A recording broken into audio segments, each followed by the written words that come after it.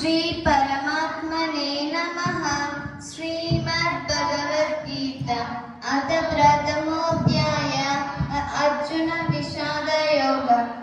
మొదటి అధ్యాయం अर्जुन विषाद योगము। ధృతరాష్ట్ర ఉవాచ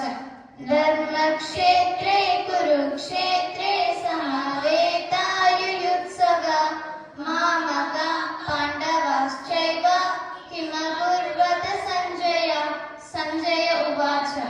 దృష్ట్వా తు పాండవానీకం వ్యూఢం దుర్యోధనస్తదా ఆచార్యముపసంగమ్య రాజా వచనమబ్రవీత్ పశ్చైతాం పాండుపుత్రాణాం ఆచార్య మహతీం చ వ్యూఢం ద్రుపదపుత్రేణ తవ శిష్యేణ ధీమతా అత్ర శూరా మహేశ్వాసా భీమార్జున సమాయుధి యుయుధానో విరాటశ్చ ద్రుపదశ్చ మహారథః దృష్టకేతుశ్చైకీతనః కాశీరాజశ్చ వీర్యవాన్ పురుజిత్ కుంతిభోజశ్చ శైవశ్చ నరపుంగవः యుధామన్యశ్చ విక్రాంత ఉత్తమౌజశ్చ వీర్యవాన్ సౌభద్రో ద్రౌపదేయశ్చ సర్వ ఏవ మహారథః అస్మాకం తు విశిష్టాయ తాని బోధద్విజోత్తమ నాయకా మమ సైన్యస్య సన్యాతం తాన్ బ్రవీమితే భవాన్ భీష్మశ్చ కర్ణశ్చ కృపశ్చ సమితింజయ అశ్వత్థామాదికర్ణశ్చ సౌమదత్తిస్తథైవ చ అన్యే చ బహవః శూరమదత్తే త్యక్తజీవితా నానశాస్త్రప్రహర్నాః సర్వే యుద్ధవిశారదా అపర్యాప్తం తదస్మాకం బలం భీష్మాభిరక్షితం పర్యాప్తం త్విదమే తేషాం బలం భీమాభిరక్షితం అయనేషు చ సర్వేషు యథా భాగమవస్థితా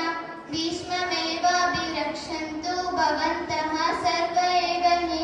తస్య సంజనయన్ హర్షం కురు వృద్ధః పితామహः సింహనాదం వినద్యోచ్చై శంఖం దద్మౌ ప్రతాపవాన్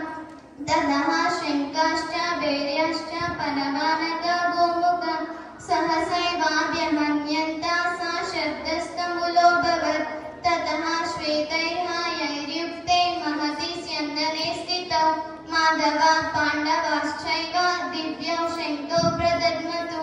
పాంచజన్యం హృషీకేశో దేవదత్తం ధనంజయ పౌండ్రం దద్మౌ మహాశంఖం భీమకర్మా వృకోదరः అనంత విజయం రాజా కుంతీపుత్రో యుధిష్ఠిరः నకులా సహదేవశ్చ సుఘోషమణిపుష్పకౌ కాశ్యశ్చ పరమేశ్వాసः శిఖండీ చ మహారథः దృష్టద్యుమ్నో విరాటశ్చ సాత్యకిశ్చ పరాజితः ద్రుపదో ద్రౌపదేయాశ్చ సర్వశః పృథివీపతే